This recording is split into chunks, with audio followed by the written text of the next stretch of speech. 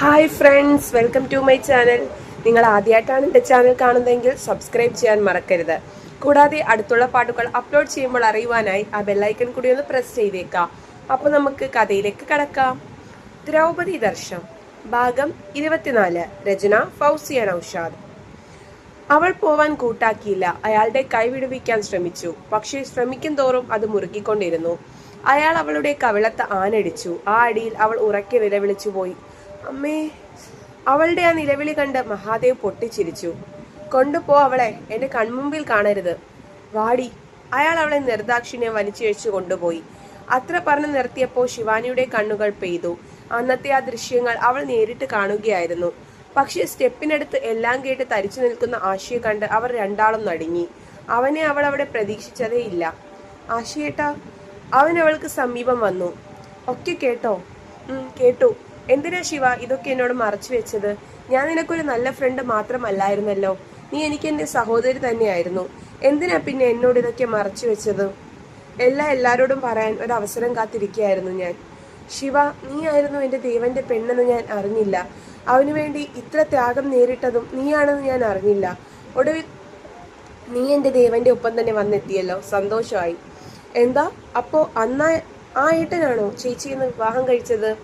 അവൾ ചുണ്ട് കടിച്ചുകൊണ്ട് കരച്ചിലിനെ നിയന്ത്രിക്കുകയും തലയാട്ടുകയും ചെയ്തു. എനിക്ക് വിശ്വസിക്കാൻ പറ്റുന്നില്ല, ശ്യാമ പറഞ്ഞു. അതൊക്കെ പറയാം ശ്യാമ. ശിവ, നീ ബാക്കി പറയും, അവൻ ആകാംക്ഷയോടെ ചോദിച്ചു. അവിടെ നിന്ന് അയാൾ എന്നെ കണ്ണുകെട്ടി ഒരു വാനിൽ അടച്ച് എവിടേക്കോ കൂട്ടിക്കൊണ്ടുപോയി. രക്ഷപ്പെടാൻ ഒരു മാർഗവും ഉണ്ടായിരുന്നില്ല. എന്നെ പിടിക്കാൻ തന്നെ ആ വാനിൽ കുറെ പേരുണ്ടായിരുന്നു. അവരെന്നെ പല രീതിയിലും ശല്യപ്പെടുത്തിക്കൊണ്ടിരുന്നു. വായിൽ തുണി തിരുകി കൈയും കാലും ബന്ധിച്ച് തീർത്തും നിസ്സഹായയായി പോയി ഞാൻ. അവർ എൻ്റെ ദേഹത്ത് തൊട്ടും തലോടിയും പരമാവധി സുഖം നേടി. ഒന്ന് കരയാൻ പോലും ആവാതെ ഞാൻ. അതൊക്കെ പറയുമ്പോൾ ശിവാനി വല്ലാത്ത ബുദ്ധിമുട്ട് അനുഭവിക്കുകയായിരുന്നു. നടുങ്ങി നിൽക്കുകയാണ് ശ്യാമയും അശ്വിക്കും. അങ്ങനെ ഒരു പാസ്റ്റാണെന്ന് അവർ അറിഞ്ഞതേയില്ല. എന്നെ കൊണ്ടുപോയതൊരു വലിയ മുറി പോലെ എന്തോ ഒന്നിലേക്കാ. അവരെന്നെ അതിനുള്ളിലേക്ക് തള്ളി. അത് ഞാൻ മാത്രം ആയിരുന്നില്ല. എന്നേക്കാൾ മൂത്തത് ഇളയതുമായ 18 വയസ്സിന് താഴെയുള്ള നിരവധി പെൺകുട്ടികൾ ഉണ്ടായിരുന്നു. അവരൊക്കെയും എങ്ങനെയോ ഈ കെണിയിൽ അകപ്പെട്ടവരും അല്ലെങ്കിൽ ആരെങ്കിലും ഉപേക്ഷിച്ചവരും ഒക്കെ ആയിരുന്നു. എല്ലാവരും തീർത്തും നിസ്സഹായർ. അവിടെ ഉള്ളവരുമായി ഞാൻ സംസാരിച്ചു. 18 വയസ്സുള്ള ഒരു കുട്ടി ഉണ്ടായിരുന്നു അവിടെ. പേര് കാദംബരി. നിസ്സഹായായിരുന്നു കരയുന്ന എനിക്ക് സമീപം അവൾ വന്നു. കുട്ടി കരയല്ലേ, നിന്നെപ്പോലെ നിസ്സഹായരാണ് ഞങ്ങളും. നമുക്ക് മുന്നിൽ ഒരു മാർഗവും ഇല്ല. എനിക്ക് എൻ്റെ വീട്ടിൽ പോകണം ചേച്ചി. ഇവിടെ വന്നു വെട്ടാ പിന്നെ രക്ഷയില്ല. ദേ കുറെ പേരുണ്ട്. അവരെയൊക്കെ തട്ടിക്കൊണ്ട് പോന്നതാ പല സ്ഥലത്തൊന്നും. ഒരു മാർഗവും ഇല്ലാതെയാ എല്ലാവരും ഇവിടെ നിൽക്കുന്നത്. അപ്പൊ ചീച്ചിയോ? എനിക്ക് ആരും ഇല്ല മോളെ. എൻ്റെ അപ്പാവും അമ്മാവും എല്ലാം എൻ്റെ ചെറുപ്പത്തിലേ മരിച്ചു. പിന്നെ ഒരു വേലക്കാരിയെ പോലെ അടിയും തൊഴിയും കൊണ്ട് ഞാൻ വല്യമ്മയുടെ കൂടെ കഴിഞ്ഞു. അവര് തന്നെയാ എന്നെ വിറ്റത്. എനിക്ക് പോവാൻ മറ്റൊരിടമില്ല. അതുകൊണ്ട് ഞാൻ ഇവിടെ നിൽക്കുകയാണ്. ചേച്ചി, നമ്മളെയൊക്കെ എവിടേക്കാ കൊണ്ടുപോവാ? നമ്മളെ വിൽക്കും. ബോംബെയിലെ ഒരു തെരുവിൽ. അവിടുത്തെ അധോലോകത്ത് നമ്മളെ വിലയ്ക്ക് വാങ്ങാൻ ആളുകളുണ്ട്. ഒന്നുകിൽ ഒരു വീശിയായി ബോംബെയിലെ തെരുവിൽ നമ്മൾ ജീവിക്കും, അല്ലെങ്കിൽ ഏതെങ്കിലും പ്രമുഖന്റെയോ രാഷ്ട്രീയ നേതാവിന്റെയോ വീട്ടിൽ അവരുടെ ഭോഗത്തിനും ആനന്ദത്തിനും ഉള്ള ഒരു വസ്തുവായി. ഒടുവിൽ ഒന്നിനും കൊള്ളാതെ. കാദംബരി പറഞ്ഞു തീരുന്നതിന് മുന്നേ അവൾ വാവിട്ടുറക്കെ കരയാൻ തുടങ്ങി. താൻ അകപ്പെട്ടത് വലിയൊരു കെണിയിലാണെന്നും രക്ഷയില്ലെന്നും അവൾക്ക് മനസ്സിലായി. അവളുടെ നിലവിളി കണ്ട് കാദംബരിക്ക് അലിവ് തോന്നി. കുട്ടി, നീ നല്ല സുന്ദരിയാണല്ലോ. നീ എങ്ങനെ ഇവിടെ അകപ്പെട്ടു? ശിവാനി തന്റെ കഥ പറഞ്ഞു. കടവുളെ, ആ മഹാഭാവി ഗുണം പിടിക്കില്ല.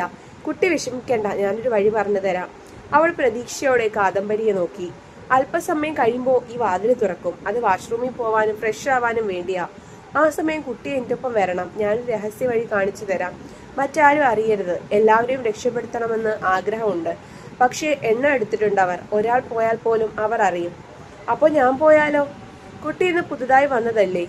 ഈ തെരുവില് ജീവിക്കേണ്ടവളല്ല മോളെ നീ. നിനക്കൊരു ഭാവിയുണ്ട്. നിന്നെ സ്നേഹിക്കുന്ന കുറെ മനുഷ്യരുണ്ട് നിനക്ക്. അത് ഭാഗ്യമാ. നിന്നെ ഞാൻ രക്ഷപ്പെടുത്തും മോളെ. ആ വഴി ഓടി രക്ഷപ്പെടുത്തേക്കണം.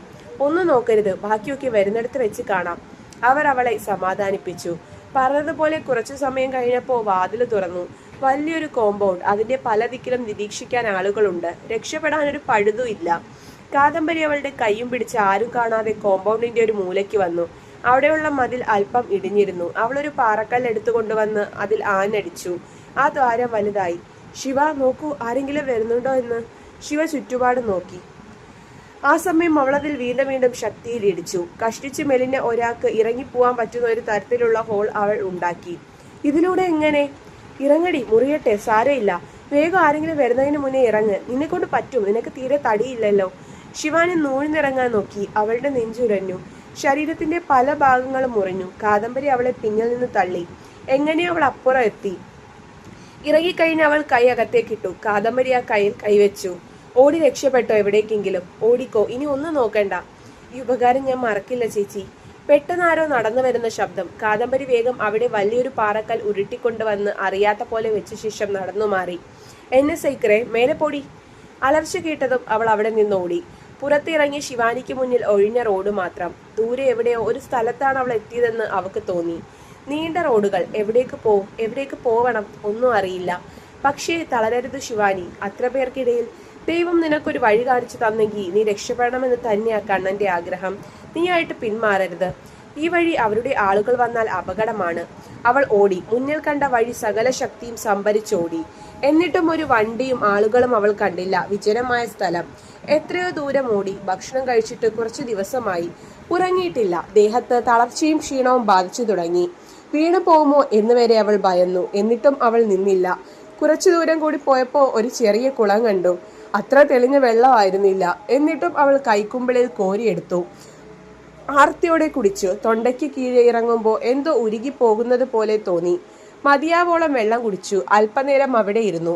പെട്ടെന്നൊരു ജീപ്പിന്റെ ഇരമ്പൽ. അവൾ വേഗം കുറ്റിക്കാട്ടിന് പിന്നാലെ മറഞ്ഞു. അവിടേക്കുള്ള അടുത്ത ഇര ആണെന്ന് അവൾ മനസ്സിലാക്കി.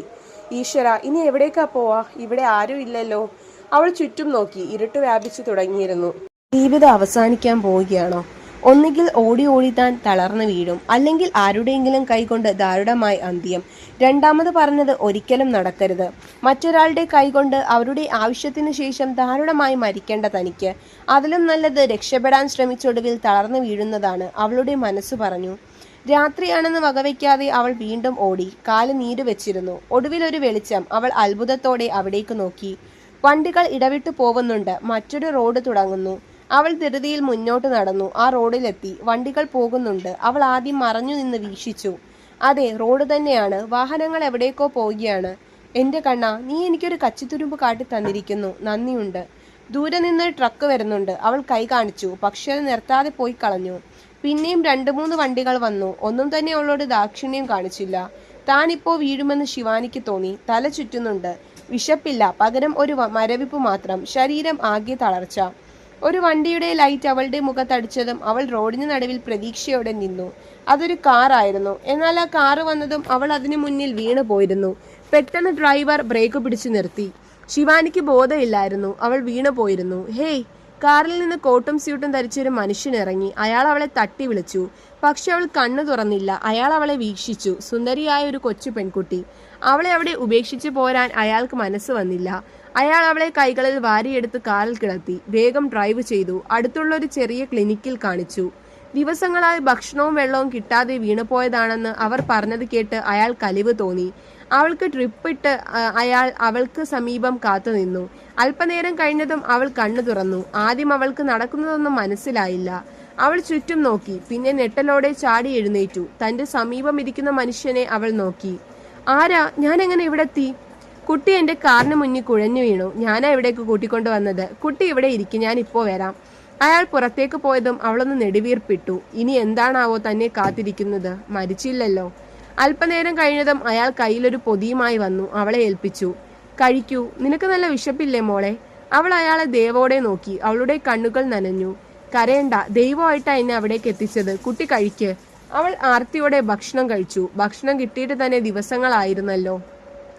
അയാൾ അവളെ അലിവോടെയും വാത്സല്യത്തോടെ നോക്കി. അവളുടെ വസ്ത്രങ്ങൾ അഴുക്കുപറ്റി മുഷിഞ്ഞിരുന്നു. ഡോക്ടറിനോട് പറഞ്ഞ് അയാൾ അവളെയും കൂട്ടി അവിടെ നിന്നിറങ്ങി. ശിവാനി അയാൾക്കൊപ്പം ഒരു മടിയുമില്ലാതെ നടന്നു. ദൈവം തനിക്ക് മുന്നിൽ കാണിച്ചു തന്ന വഴിയാണെന്ന് അവൾ കരുതി. അയാൾ നേരെ പോയത് തന്റെ ഔട്ട് ഹൗസിലേക്കായിരുന്നു. പോകുന്ന വഴി അയാളൊരു ഷോപ്പിൽ കയറി അവൾക്ക് ആവശ്യമുള്ള വസ്ത്രങ്ങളും വാങ്ങി നൽകി. ആരാണ് ആ നല്ല മനുഷ്യനെന്ന് അവൾ അത്ഭുതത്തോടെ നോക്കുകയായിരുന്നു. കാർ ഔട്ട് ഹൗസിൽ വന്നു നിന്നതും സെക്യൂരിറ്റി ഗേറ്റ് തുറന്നു. കാറിന്റെ ഡോറ് തുറക്കാൻ പോലും അവിടെ ആളുണ്ടായിരുന്നു. വലിയൊരു ബംഗ്ലാവ് തന്നെയായിരുന്നു അത്. തോട്ടം പണിക്ക് ധാരാളം ജോലിക്കാരുണ്ട്. അവരൊക്കെ ബഹുമാനത്തോടെ അയാളെ കണ്ട് കൈകൂപ്പി. അയാൾ പുഞ്ചിരിച്ചു. ഇറങ്ങുമോളെ. അയാൾ അവളെ നോക്കി സ്നേഹപൂർവ്വം പറഞ്ഞു. അവൾ ഇറങ്ങി. അയാളെ പിന്തുടർന്നവൾ അകത്തേക്ക് കയറി. രണ്ടുപേരും ഹാളിൽ വന്നു. ശാരദാമ്മേ, അയാൾ വിളിച്ചതും വയസ്സായ ഒരു സ്ത്രീ അവിടേക്ക് വന്നു. മോൾക്ക് മുറി കാണിച്ചു കൊടുക്ക്. മോള് പോയി ഫ്രഷായി ഡ്രസ്സ് മാറിവാ. അവളൊരു പാവയെ പോലെ അവരുടെ ഒപ്പം നടന്നു. ഒരു വലിയ മുറിയിലേക്ക് അവളെ കൂട്ടിക്കൊണ്ടു പോയി. അവൾ ഡ്രസ്സുമായി കുളിമുറിയിൽ കയറി. ദിവസങ്ങൾക്ക് ശേഷം തണുത്ത വെള്ളം തലയിൽ വീണപ്പോൾ നല്ല ആശ്വാസം. ദേഹത്തെ അഴുക്കൊക്കെ തേച്ചു കഴുകി വൃത്തിയാക്കി കുളിച്ചു. അദ്ദേഹം വാങ്ങി നൽകിയ പാവാട ഉടുപ്പും ധരിച്ച് മുടി കുളിർപ്പിന്നൽ ചെയ്തു. അല്പസമയം ഒന്നിരുന്നു. ഇത് ശരിക്കും എൻ്റെ രക്ഷകനാണോ അതോ ശിക്ഷകനാണോ? എൻ്റെ ജീവൻ രക്ഷിച്ചു, എനിക്ക് ആഹാരം വാങ്ങി തന്നു, എനിക്ക് വസ്ത്രം നൽകി. ആരായാലും നന്ദിയുണ്ട് കണ്ണ. ഇനി എന്താണെങ്കിലും ഞാൻ നേരിട്ടോളാം. ഇത്രയൊക്കെ തരാൻ അദ്ദേഹത്തിന് മനസ്സുണ്ടായല്ലോ, അത് തന്നെ ധാരാളം. അവൾ ഇറങ്ങി വന്നതും ശാരദാമ്മയും അദ്ദേഹവും അവളെ കണ്ണിമ ചിമ്മാതെ നോക്കി. അഴുക്കുപുരണ്ട വസ്ത്രങ്ങൾ മാറി കുളിച്ചു വന്നപ്പോൾ അവൾ ശരിക്കും ഒരു ദേവിയെ പോലെ. അവളുടെ സൗന്ദര്യം എടുത്തറിഞ്ഞു. ഒരു കുഞ്ഞു ദേവി തന്നെ. അദ്ദേഹം അവളെ അടുത്തേക്ക് വിളിച്ചു. അവൾ അദ്ദേഹത്തിന് സമീപം ഇരുന്നു. മോക്ക് കുഴപ്പമൊന്നുമില്ലല്ലോ, ഓക്കെ അല്ലേ? ആണ് സാറേ. അവൾ നിറകണ്ണുകളോടെ കൈകൂപ്പി. അയാൾ ആ കൈകൾ പിടിച്ചു മാറ്റി. എന്താ മോളെ ഇത്? ഇതൊന്നും വേണ്ട. മോളുടെ പേരെന്താ? എവിടെ നിന്നാ? ഞാൻ ശിവാനി. വീട് ബാലരാമപുരത്താ. ഓ, അവിടെ നിന്ന് ഇവിടെ വരെ എങ്ങനെ എത്തി മോള്? ഇത് എവിടെയാണെന്ന് മോക്കറിയോ? കർണാടകയാണ്. അപ്പോഴാണ് താൻ തൻ്റെ നാട്ടിൽ നിന്ന് എത്ര ദൂരത്താണ് വന്നതെന്ന് അവൾ ഉൾക്കൊണ്ടത്. തുടരും. അപ്പോൾ നിങ്ങൾക്ക് എൻ്റെ കഥ ഇഷ്ടമായെങ്കിൽ ലൈക്ക് ചെയ്യാനും ഷെയർ ചെയ്യാനും കമൻറ്റ് ചെയ്യാനും മറക്കണ്ട. നന്ദി.